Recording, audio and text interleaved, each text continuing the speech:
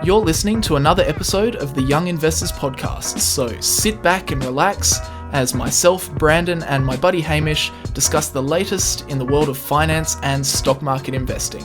Now, a quick reminder before we get into the podcast is that nothing in this podcast should be taken on as personal financial advice.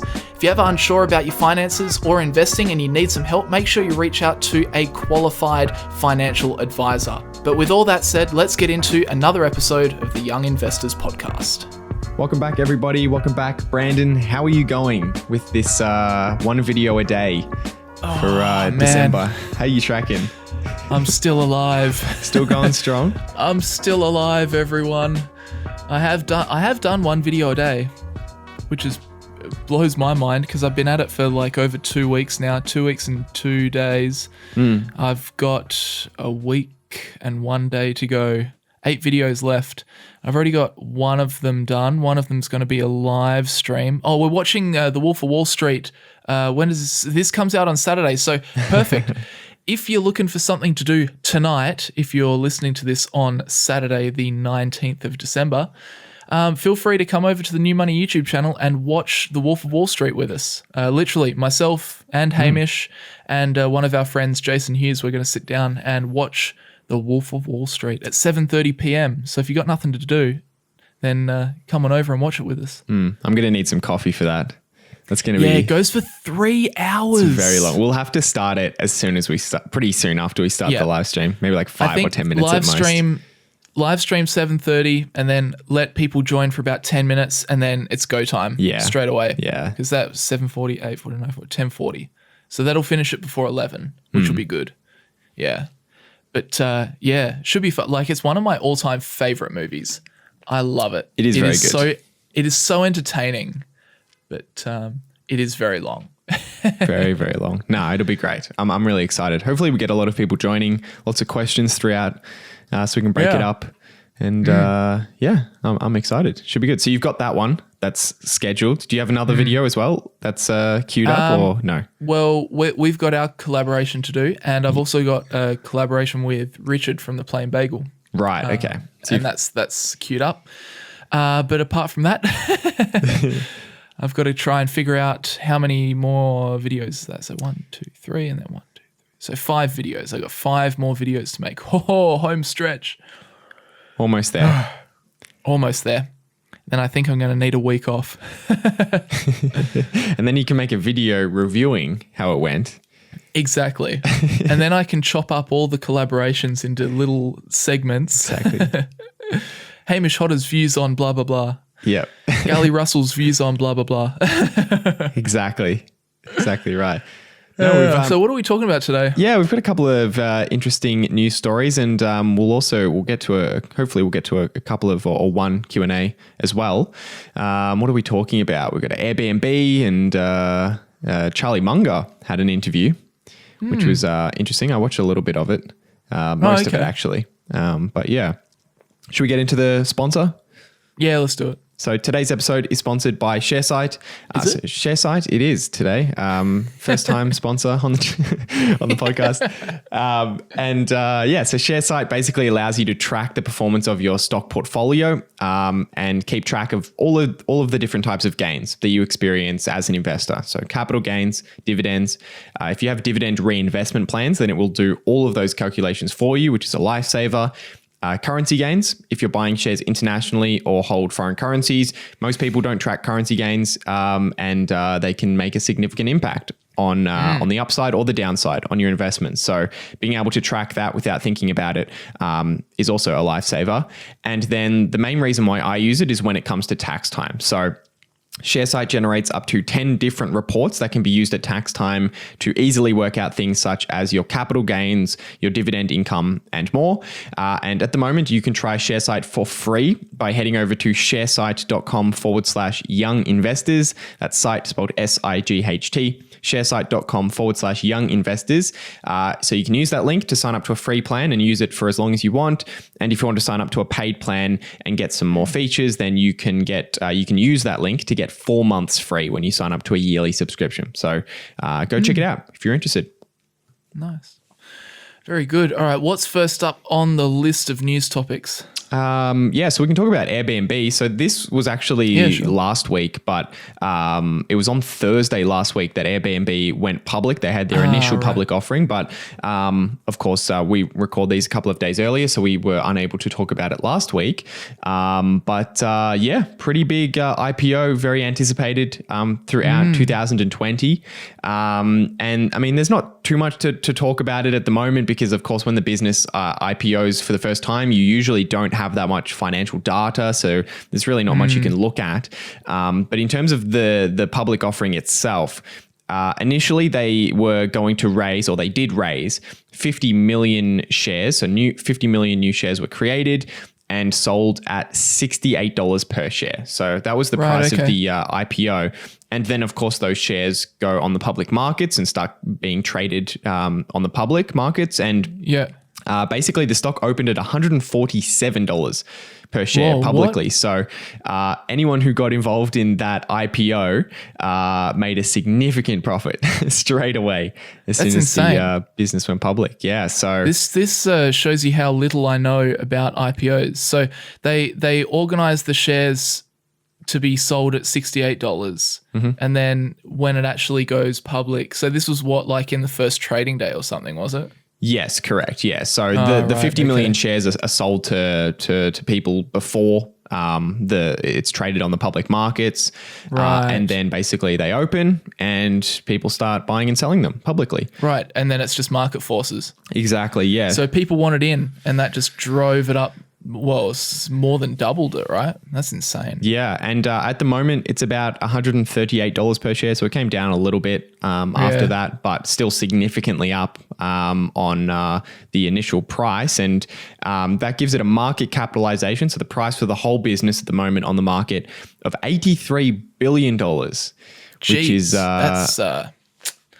Cha-ching, man. If you're the founder of Airbnb, you're pretty happy right now. Yeah, I mean, it's just another really big IPO. I mean, just the week before we were talking about DoorDash, which what was their value? About $50 billion or something like that. So these are not small IPOs. These are really big, really big public offerings. And it's also not that Airbnb is making that much money either. So I had a look at their prospectus, which basically gives us it's basically the I guess the sales pitch that Airbnb is providing to people to buy the stock initially. And they're not profitable, so they are losing money, which is pretty typical for a company going public. They need access to money. But their revenue in 2019 was just $4.8 billion. So, and that's not even the full story, obviously. Like as you said before, it's not profitable. So all of those expenses get factored in after the revenue, and then it turns out that you're running at a minus. So yeah, exactly right. But yeah, I mean, it's people are willing to pay up for these businesses at the moment. Pretty insane. Pretty insane valuation. Can't remember what book I read it in, but it's always because it is staggering how many companies are going public at the moment, and everything's so inflated. All stock prices are so inflated that, it's almost like just free money at this point. We should try and figure out a company to take public. We'd probably make a ton of money off of it. Seems like you don't need to make any money whatsoever to be a multi-billion-dollar company. So we could just pocket a little bit of cash and get the hell out of there, I reckon. That's it. Pretty much. Yeah, I can't remember what book I was reading, but it was it was like a chart of IPOs and market and like market price, and I think like there's a massive in the years in like the year before a major market crash, there's like the most IPOs. Yeah. Like when the stock market is like really overvalued, there's just heaps and heaps and heaps of IPOs. And then like when it crashes or when the market's really undervalued, there's like not very many IPOs at all. Yeah. It can actually be a pretty good indication of well, it goes in line with kind of how expensive the markets are compared to earnings. And I mean, it makes sense, right? If you're selling a decent chunk of like if you own a private business and you're selling a decent chunk of it, you're more willing to let some of that go if you know that you're going to get a huge, price for it. And if we're at the bottom of a 2009 recession, you're not very keen to sell part of your business for exactly 40% of what you could have got the year before. Yeah. So there's it makes no inflation, sense. there's no appetite to buy. Yeah. So very interesting. That's pretty much all I had from that. There's really not that much to talk about when these companies IPO. We don't have any data out, as I said, and it's more just. I mean, at this point, it's really just people speculating on the price. There's a lot of articles. I was trying to find some articles to see if there was anything interesting to talk about, but most of the articles are kind of just like, wow, it went down 10% today. And then the day before, wow, it went up 14% today. Yeah. It's just like, there's not too much to talk about there. Do you know much about their business model? How do they make money? I guess just people offer up their places and then, they're like the platform, right? Yes. Yeah. So they just take a cut of all transactions, I would imagine. Yeah. I wonder how much they take. Yeah, I don't know. I don't know either. I would imagine it's probably a significant amount that they would take, but I don't know. It's kind of just like a public marketplace for people listing their rentals for short-term rentals usually. Although some of them do, rental up to a month or 2 months, but Is Airbnb is just the platform, or do they also provide accommodation themselves, like Airbnb, or is it just users that offer up their accommodation? I've got no idea. As far as I'm aware, they don't own any property, but I'm not sure. Maybe that. Yeah. But no, it's interesting. I mean, it's one of those it's newish kind of companies that's kind of doing things differently and redesigning the landscape in a particular industry, or how we do things when it comes to, obviously in this case, accommodation and whatnot. So no, it's interesting, and I hope it does well. I kind of like the innovators. I always have a soft spot for innovation. So see how it goes over the next little while. Should we move in? Oh, here's a big news story. Oh my golly gee. Have you been following what's been going on with Cyberpunk 2077? A little bit. Not a huge amount, but I know the basics of kind of what's happening. Yeah. Let me tell you, Hamish Hodder. So you haven't gotten the game? No, I haven't. A lot of people have. To put things in perspective, so for those that are just out of the loop, completely not interested in video games, this is a video game that's been announced and in development for about 8 years. Really? Wow. Like the announcement trailer was, I believe, back in 2013 or 2012 or something like that. Oh, no. Yeah. So they announced it back then, and people have just, the hype has just gained more and more traction over time. And this game is a role-playing game, so it's a very in-depth kind of Grand Theft Auto style open world role-playing game. And it's made by the same people that made The Witcher 3, which a lot of people played and really, really enjoyed. Like, they thought that it was, I think it's won a whole heap of like Game of the Year awards or whatever, but a really good, high quality role-playing game that a lot of people really enjoyed. So there's just so much hype for this game. And interestingly, the reason that this is actually a stock news story is that CD Projekt Red, which are the game developers, their parent company CD Projekt SA, is actually listed on the Warsaw Stock Exchange. But they are currently copping some serious backlash from customers that have bought their game, because what happened was early reviews of the game and review copies of the game were passed out to media and game review sites and all that sort of thing. But they gave out the next generation versions, so they were being played on PlayStation 5 and Xbox Series X consoles, the latest of the latest consoles, best graphics, PC as well.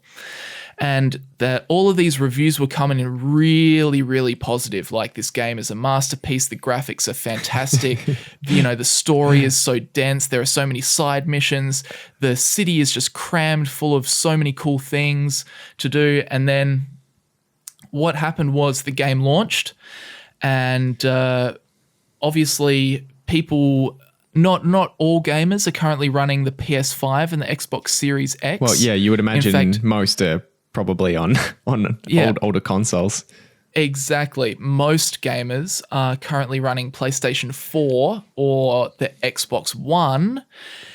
And unfortunately, when customers got their hands on the Xbox One or PS4 copies, they found, quite frankly, some very serious issues in terms of the gameplay of the game. So for those that aren't in the loop, frame rate is very important when it comes to gaming, like how many frames per second. So lag is obviously when you get that drop in frame rate where it's like that kind of sensation.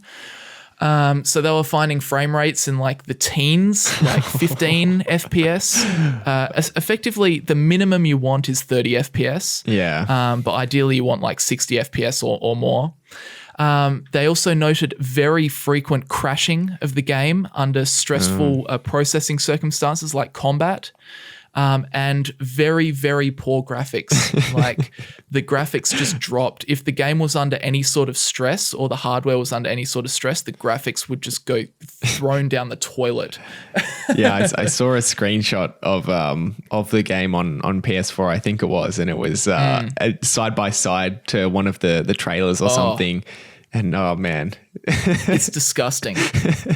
Absolutely disgusting. So CD Projekt Red are copying some criticism because they didn't hand out copies of the Xbox One or PS4 versions, and they kind of just let the reviewers review the latest generation console versions, which are fine, totally fine, and look great and work great. But yeah, unfortunately for most people. Anyway, why this is a stock market news story is because CD Projekt Red's parent company, CD Projekt SA, had 32% wiped from their stock price since the 4th of December, including 17% since the release of the game, which is pretty unreal. That is a big decline. So this is one game, and we're talking about the whole company here, and that has 17% wiped off since release. So in an attempt to calm investors, they held an emergency investor call focused on Cyberpunk 2077. I believe that was yesterday. In which, who's this? I can't remember. I think senior vice president, something like that. He said, it is more about us looking, as we previously stated, at the PC and next-gen performance rather than current gen. We definitely did not spend enough time looking at that. I wouldn't say that we felt any external or internal pressure to launch on the date, other than the normal pressure, which is typically for any release, so that is not the cause. Martin Iwinski, CEO and co-founder of CD Projekt Red, further explained that the team did not show footage from last generation consoles because they were working on those versions right up until the game launched. Unfortunately, this resulted in giving it to reviewers just one day before the release, which was definitely too late, and the media didn't get a chance to review it properly. This was not intended. We were just fixing the game until the very last moment. Well, they didn't fix it enough. So the backlash has been so severe that CD Projekt Red have now set up a refund system through their own business. Because obviously, you know the deal with video games or CDs or DVDs when you buy them from like JB Hi-Fi. You go home, you open it up, you break the seal, and that's it. You can't get your refund. So they say, try and reach out to the person that sold you the game or the company that sold you the game. If not, you can send them an email and they will handle refunds if you're not happy with the game. How crazy is that? For a company to actually be forced into doing that, setting up their own refund system, the backlash must have been severe. Yeah, I mean, you don't see that very often where they offer refunds. I wonder how many people will take them up on that. Yeah, I don't know. I guess there might be a fair amount, but yeah, it's Probably really not strange. too many. I mean, certainly there was a lot of pressure for them to release it because they pushed back the date a couple of times, right? Like just in this year, they pushed back the release date. So there was obviously a lot of pressure for them to get it out, and then yeah, a lot of people are disappointed. You would think that they would have. I mean, it would just make sense for them to release copies of the PS4 and Xbox One version, because that's probably the copy that most people are going to be using, at least over the next year or so. I would imagine there's not that many people that have next gen consoles, and PC.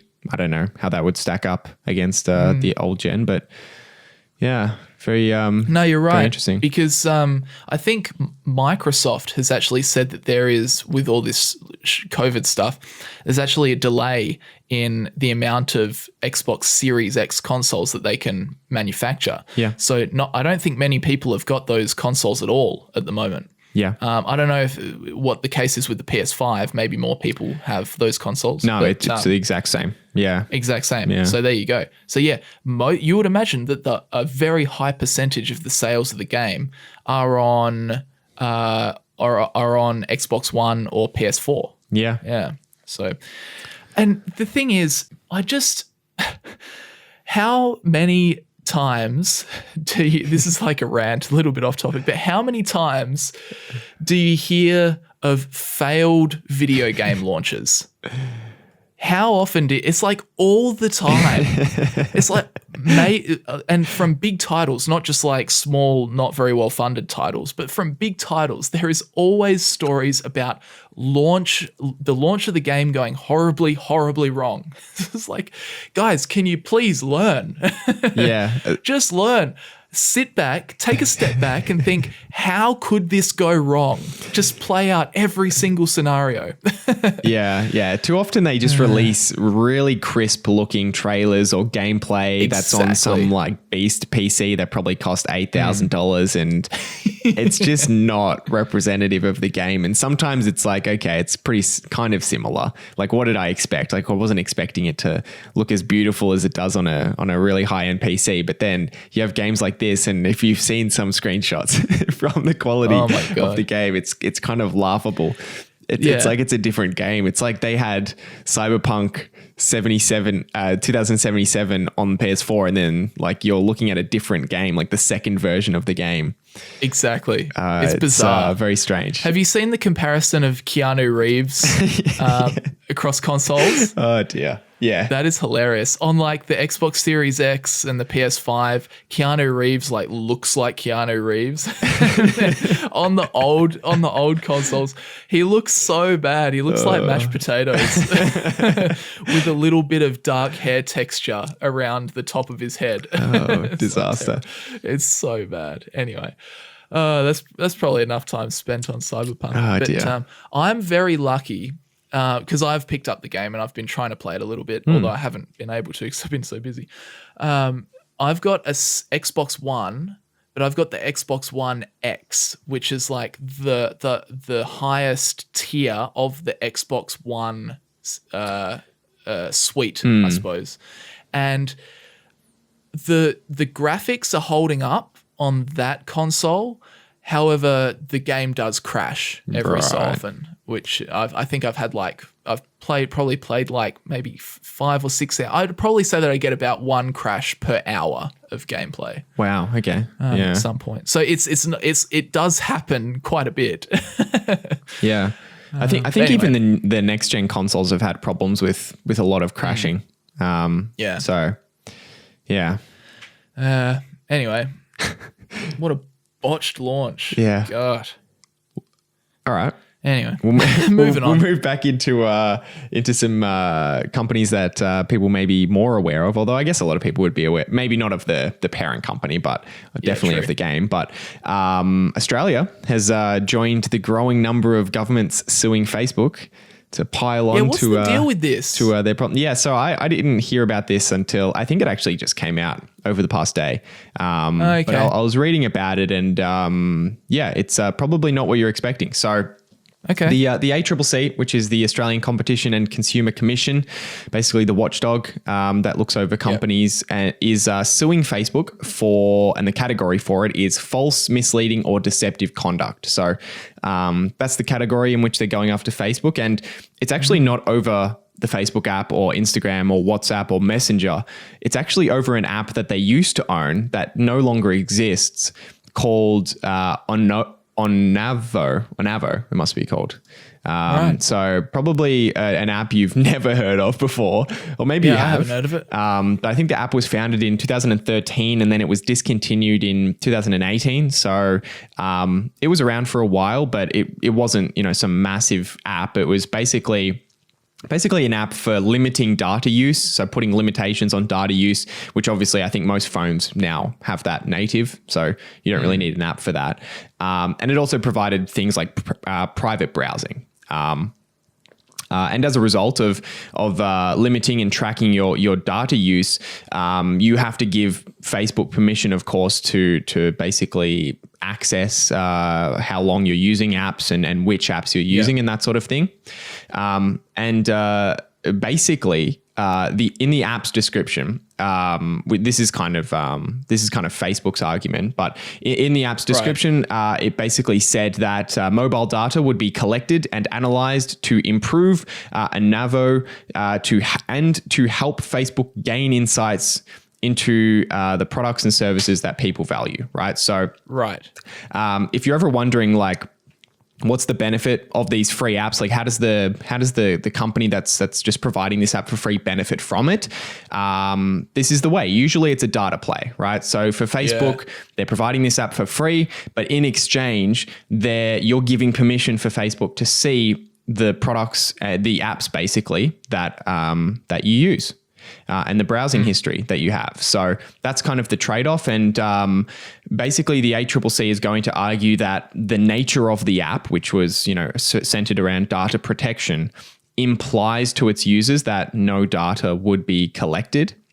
Okay. So that's kind of their argument that, even though in the description of the app, Facebook says that they're going to use that data, basically the nature of the app would suggest that a reasonable person should expect that their data wouldn't be collected. So that's their argument. Aside from that, it's also rumored, and there was some media articles coming out around the time of the WhatsApp acquisition in 2014.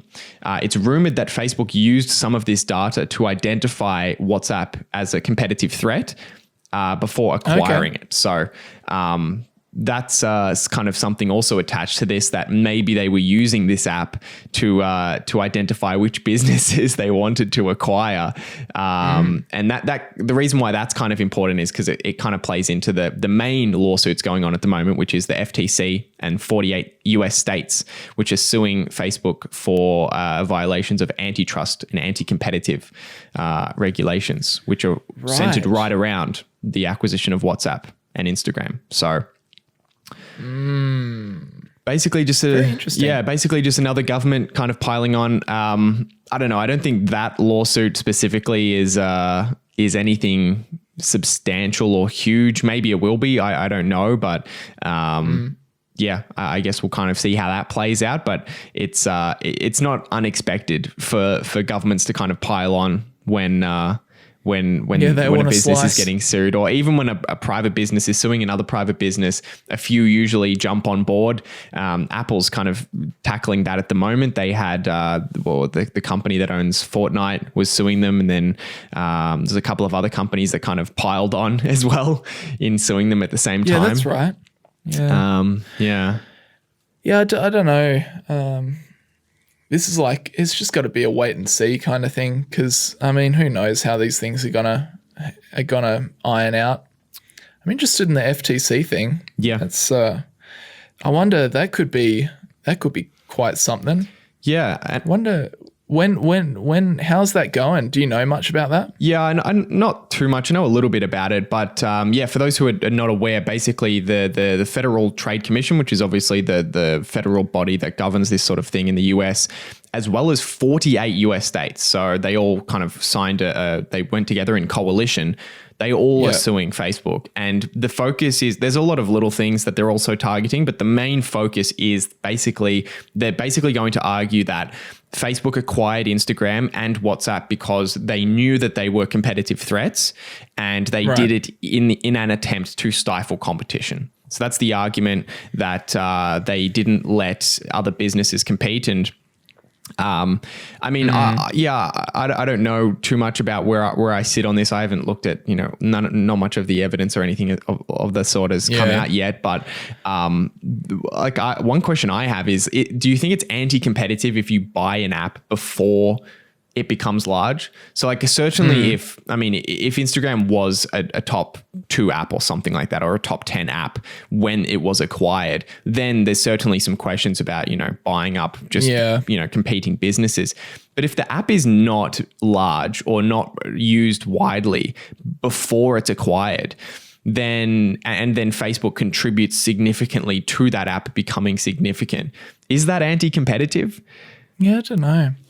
Because you can, an acquisition can be turned down, right? Because if a company wants to try and make an acquisition at, let's say, however many dollars per share, or at certain percentage premium, then doesn't that get put to the shareholders?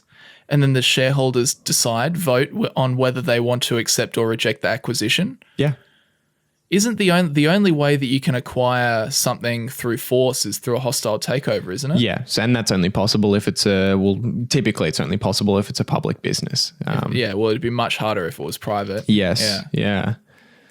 But I don't know. I feel like maybe because when I read that line, when it's just so Facebook saw, Instagram and WhatsApp as up and coming social media platforms. Facebook is the world's biggest social media platform. So makes sense from Facebook's perspective. Let's bolster our social media suite and buy both of those apps. It complements our business. It'll work out for Instagram and WhatsApp shareholders because Facebook will pay a little premium to acquire the company. Yeah. So they'll make money. And it's smart from Facebook's position, obviously, at the same time, because it makes sure that Instagram and WhatsApp go from foe to friend. So yeah, I don't know. Is it anti-competitive? I mean, far out. There's so many more things that are that are anti-competitive. Yeah, and I mean, I think what in this world. Yeah, what a lot of people are seeing at the moment is, Facebook now, after those acquisitions, after buying Instagram and buying WhatsApp, now at a certain point controlled the 4 most downloaded apps on the planet. Yeah. And looking at it backwards like that, I think if you look at the most downloaded apps I read an article from 2010 to 2019, those 4 apps are the most downloaded apps in the world: Facebook, Messenger, Instagram, and WhatsApp. And if you look at that, it really looks like, okay, number 1 and 2 acquired 3 and 4 to have the top 4 and to stifle competition. But I went back and looked at the top. It wasn't the case. It wasn't the case. Instagram, prior to 2012, which was when the acquisition was made, was never a top 10 downloaded app. No. In the year 2012, after the acquisition, it was. But that's after Facebook brought its audience to Instagram. So you can argue that they contributed to that, to the growth of Instagram in that way. And I mean, even just being top 10 isn't really anything amazing. There's a lot of apps that go top 10 and then for 1 year and then fade out, they fade out. WhatsApp wasn't a top 10 until 2018, which was 4 years after the acquisition. So these apps they were big apps and they were definitely growing very quickly. They were very popular, but they were certainly not front runners in any way. It would be very different to say if Facebook bought TikTok today, where TikTok is already a huge app. It would be like Facebook buying TikTok 4 years ago or 5 years ago. Yeah. Yeah. So I don't know. Yeah, it's very strange. It's a weird one. Obviously, I'm very biased though because I'm a shareholder. Personally, sorry, what'd you say? Obviously, I'm very biased though because I'm a shareholder. So take my opinion with a pinch of salt. Yeah. I am also biased as a shareholder. But I don't know. A lot of these anti-competitive things, I think I'm just too into business, Because I'm just like, well, that doesn't seem anti-competitive. That just seems like smart business strategy. I mean, if you ask me, if your business is gonna get threatened by a particular business in the future, and you can see that coming, and you can buy it, then buying it is just smart. The smart thing to do. Yeah, benefits your business, benefits their business, benefits their shareholders, benefits your shareholders. I don't know. Yeah, as long as there is still a competitive landscape, I think. Exactly. So that consumers have a choice, and there's really no good argument that there's no competitive landscape when TikTok took a couple of years to grow to over 1 billion users and is now I don't know, I'm sure it has pretty much or very close to the same number of daily or monthly active users as Facebook does. So I don't see how there's an argument that there's no room for businesses to compete. Facebook certainly has a good lead, but that's no, I'd agree. Yeah. I'd agree with that. You just you just phrase things that much better than I do. I don't think I do. Do I really? I don't think so. My friends always tell me that I've got no filter. So just like whatever's on my mind, I just say it, for better or for worse. But yeah, I don't know. Let us know in the comments of the YouTube video what you think about this antitrust, anti-competitive laws, because it's just, you could ask, I reckon you ask 100 different people and you get 50 people saying, yep, anti-competitive, and the other 50 people saying, smart business decision. Yeah. So, and anyway. we won't see a solution to this for probably many years. By the way, it's in no one's interest. I mean, Facebook isn't facing, no executives are facing criminal charges. They're not even facing monetary charges for most of these suits. They're facing the threat of being broken up into separate entities. So Facebook Messenger being one, Instagram being another, and WhatsApp being another. So I'm sure Facebook's in no rush to try and get this resolved. They'll be dragging it out for as long as possible. Yeah. Yeah. All right. Should we move on? Yes. What have we got? All right. What do we have? Charlie Munger. We can talk about Charlie Munger for a little bit. Oh, yeah. So you're saying that this was a full interview, but I just saw the news article. So you probably know, actually, even though I chucked in this story, you probably know more about it than I do. Yeah. So it was a 1 hour interview. It was a Zoom. It was like a Zoom conference. I didn't watch all of it. I watched a little bit of it, and I was watching it on 2 times because I wanted to listen to a little bit before we recorded this. So my memory's a little bit vague, but yeah, it was quite a long podcast. Very, very interesting. Right. So, from what I read about it, says here, Berkshire Hathaway Vice Chairman Charlie Munger said he expects the COVID-19 pandemic to shrink to insignificance in about a year as the vaccines are widely distributed. Quote, it's amazing. I watched the polio get totally killed by vaccinations, Munger, 96, said Monday at a California Institute of Technology event held online. Quote, they'll spread these vaccines over the world so fast it'll make your head spin. Munger, known for his investing prowess, said he expects equity market returns to be lower. This is one interesting thing to take out. He expects equity market returns to be lower in the next 10 years compared with the previous decade.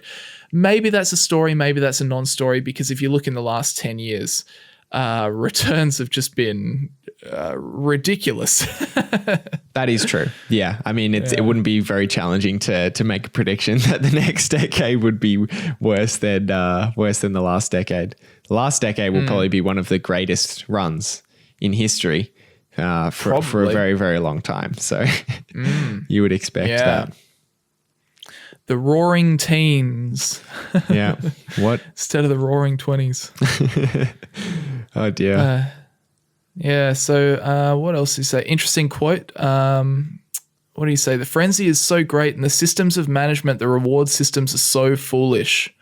That's him talking about the current market. So I think that's kind of obviously addressing 2 factors. The fact that, what's going on in the market right now is just absolutely bonkers. Just everyone's going into a bit of euphoria a little bit around the world. Yeah.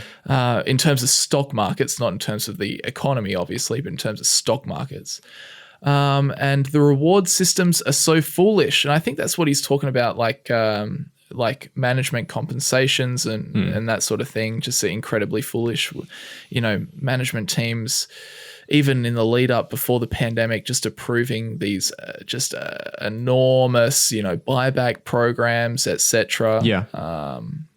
Yeah, just insane. But yeah, what did you make of the interview? Yeah, I mean, there was a couple of things that stood out to me. I mean, he spoke about, and I think you've written it here too, but he spoke about how we've never really seen a period where there's been so much money printing, so much money flowing in, so much cheap money, and at the same time, really, really low inflation for a really long time.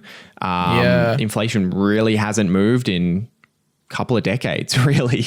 It has been very, very low. So that's something that's an environment we actually haven't seen before. We don't actually have a period where it's been like that for so long. So what's going to happen next is extremely uncertain. That was kind of one thing that I took away from it.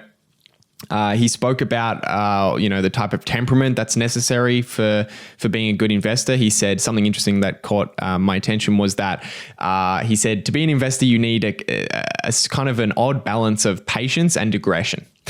And I think that's very true. I think you have to be very, very patient in what investments you make, but you also need to be aggressive and kind of arrogant in a way when the opportunity arises and you think that you have an opportunity in front of you. So I thought that was quite interesting. He spoke about some of his past work and his history in law and that sort of thing growing up. Right.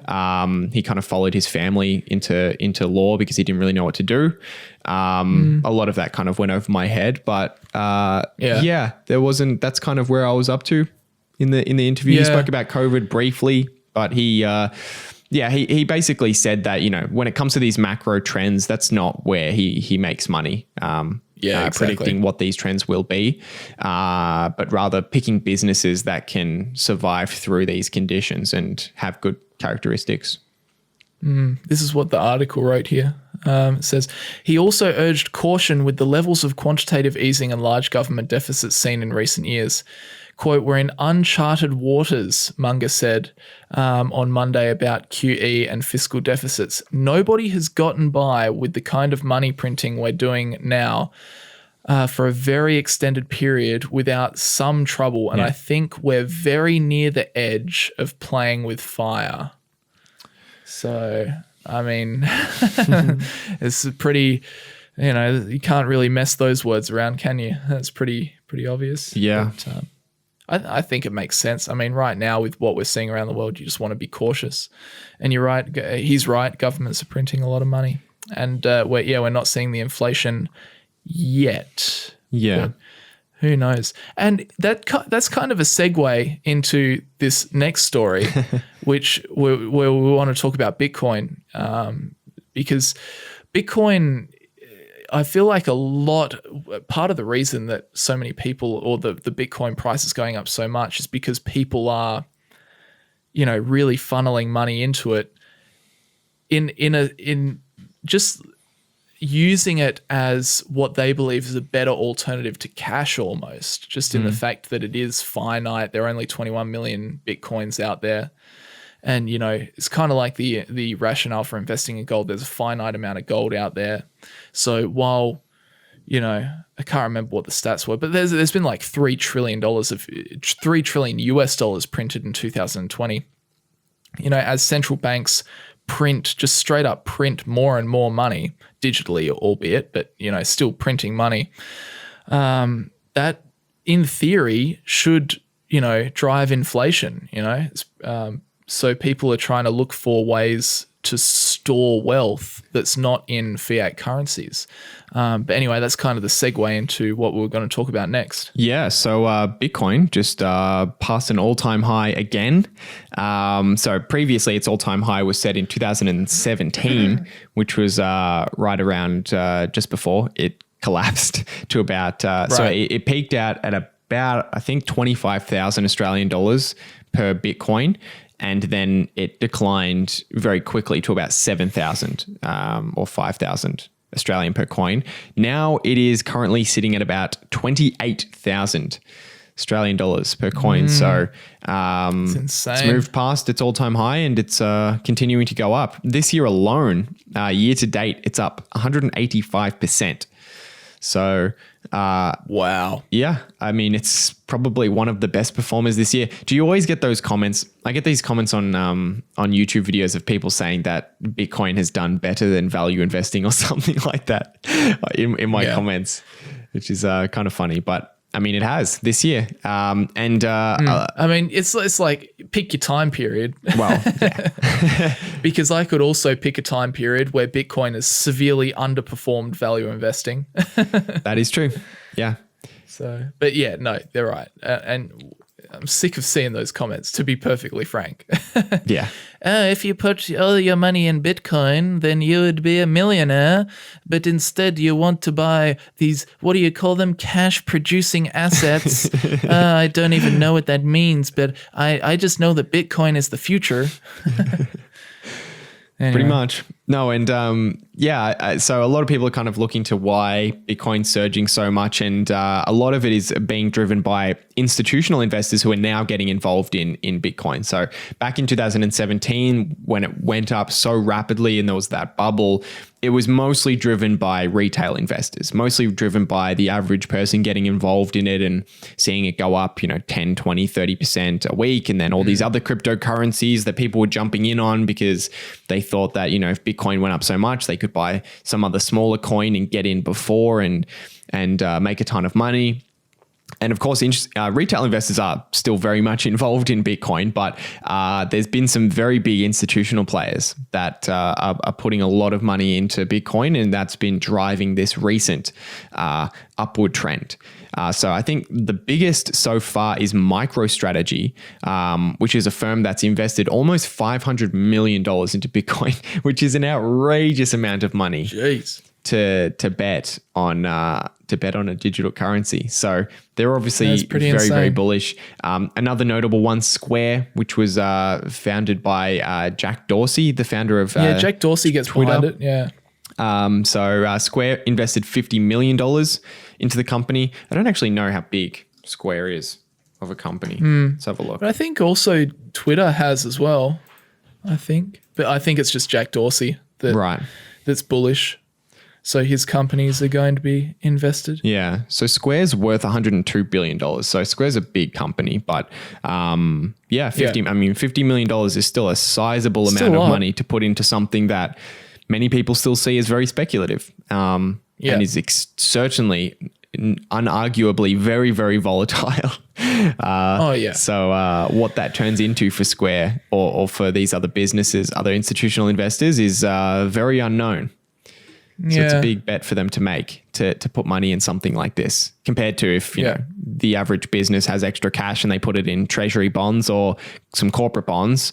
At least they relatively know what they're going to get back. So it's a good store of value, a good way to kind of grow their balance sheet passively. But although I think actually, just to jump in on that point, the fact that the whole treasuries, the classic way of protecting your cash, because the rates are so low, how much money you're going to make from treasuries is so low at the moment. I think that's what's prompting a lot of these companies to actually think about Bitcoin a little bit more as a store of wealth, definitely, as opposed to, I mean, this is I'm not really a Bitcoin bull. Obviously, I don't really care for it one way or the other.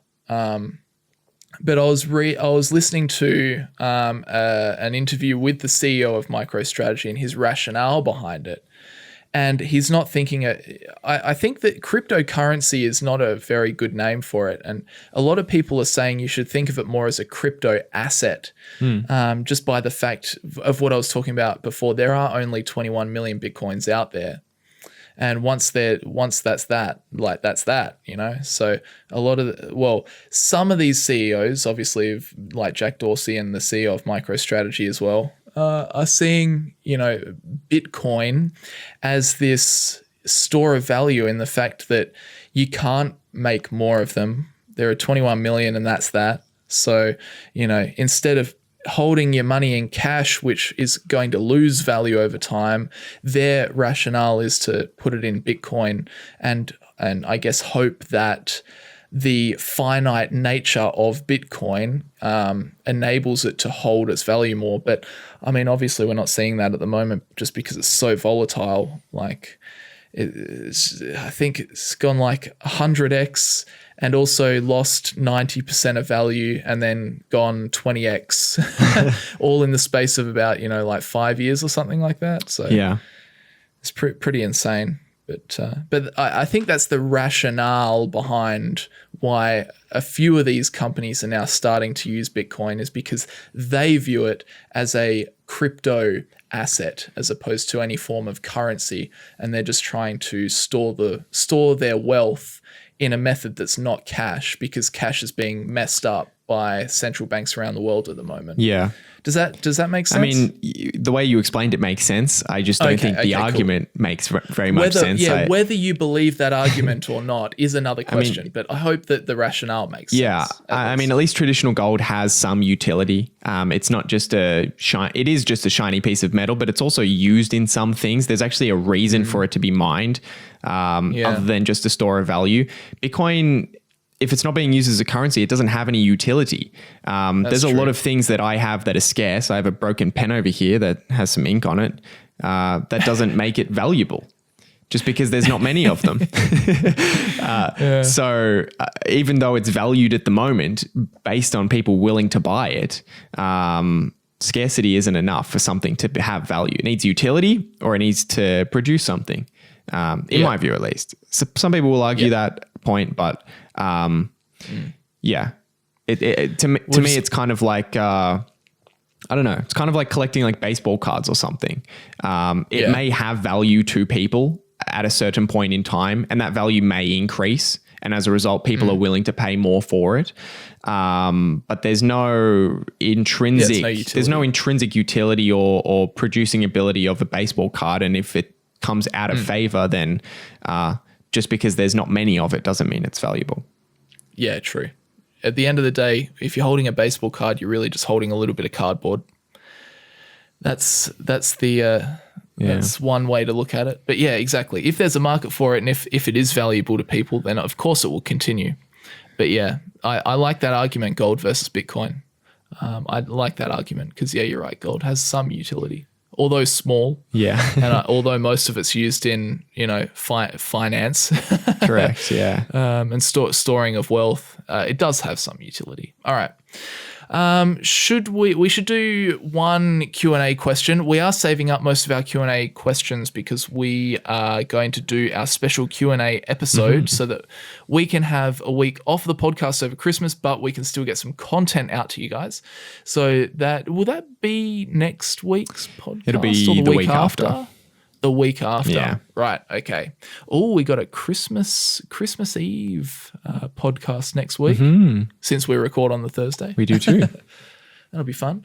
And then the week after, of course. Yes. All right. So anyway, for now, so I should say, if you do have a question that you would like us to answer or a discussion topic you'd like us to talk about, head over to the YouTube version of this podcast, youtube.com/The Young Investors Podcast. Yeah, is that I think right? so. Okay, just go to YouTube and just type in the Young Investor Podcast. I don't know why we keep trying to battle with this URL and forget everything. Just go to YouTube and type in the Young Investors Podcast and it'll come up. But find the most recent episode and leave a comment on the most recent episode, because every week we go to that video, grab all of those Q&A questions and chuck it into our Google Doc for the podcast. So with that said, our Q&A question for today is this, Hamish Hodder. As a 16-year-old kid living in the US, I would love to hear your mistakes when you first started investing. Well, I've got a lot of them. And any advice you would give to a 16-year-old looking to invest. Love the podcast. I don't know why more people don't listen. You'll make me laugh a lot. Oh, I appreciate that. Thank you very much for the kind words. Hamish, what could you say to this question? Yeah.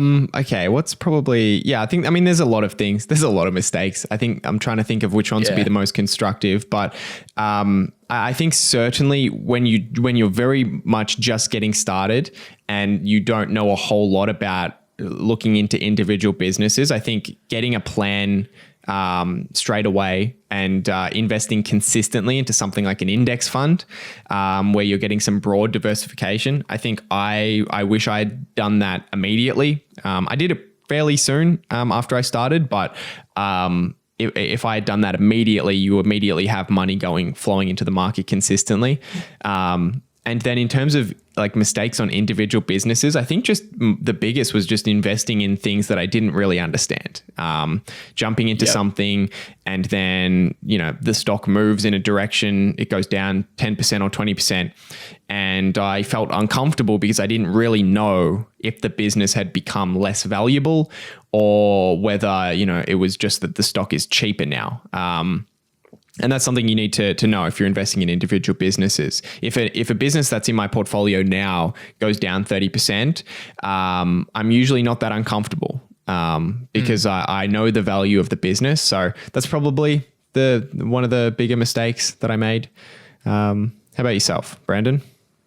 Yeah, the one I was going to highlight was that exact point that you just made, not understanding the business.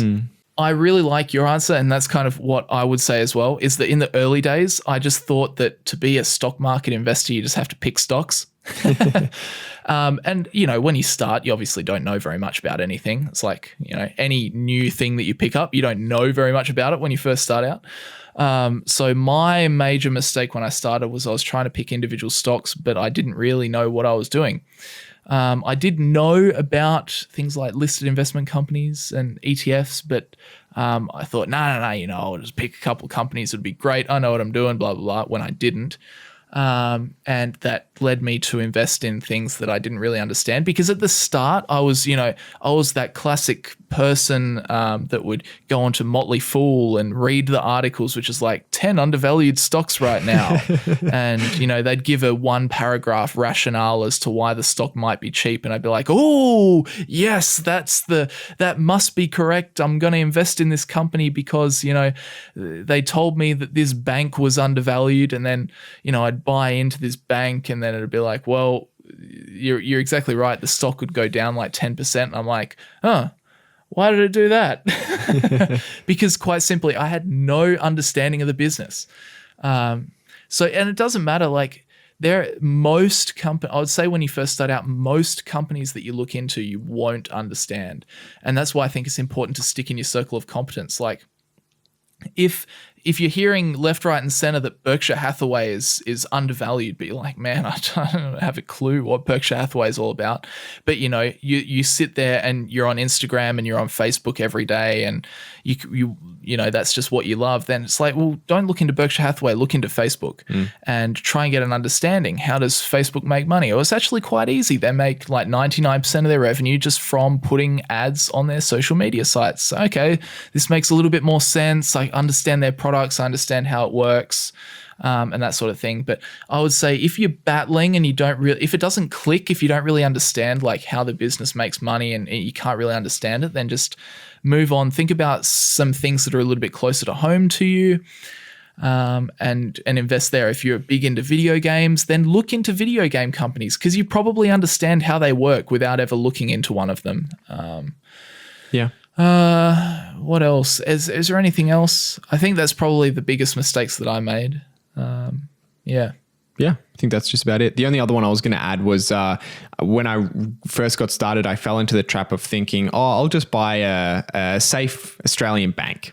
Like that's where I should put my money. And really what I should have been doing is, as I said, going into an index fund, which if you buy the Australian index, you're buying, quite a few, you're buying all the banks, and they make up a decent chunk of it anyway. But just buying a bank because you think it's a safe thing doesn't really make any sense. And what has kind of happened with the Australian banks is, they were under a lot of investigations, and then interest rates dropped, which impacted their profits. And they've done really, really poorly over the past few years. And maybe over the long term, they'll do okay. But, rather than thinking, this is a safe, long-standing business and not doing any research into it at all, it's better to just go to an index fund, I think, and get a bit of broad diversification.